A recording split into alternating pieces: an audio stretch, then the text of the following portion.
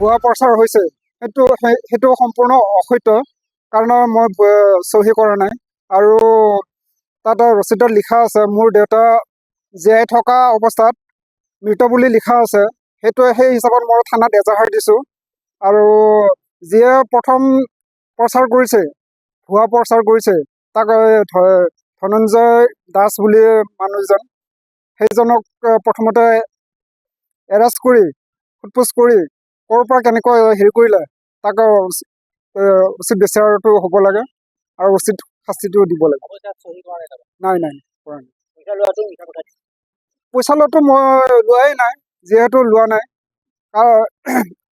সুমিতৰ লগত মই সেইটো চুক্তি কৰাও নাই, ধনৰ লেনদেনো কৰা নাই। আৰু যিয়ে লিখিছে সিহে জানিব, আৰু যিয়ে অপপ্ৰচাৰ কৰিছে, ভুৱা প্ৰচাৰ কৰিছে, সি জানিব। তাৰমানে এতিয়া থানাত এজাহাৰ দিছোঁ।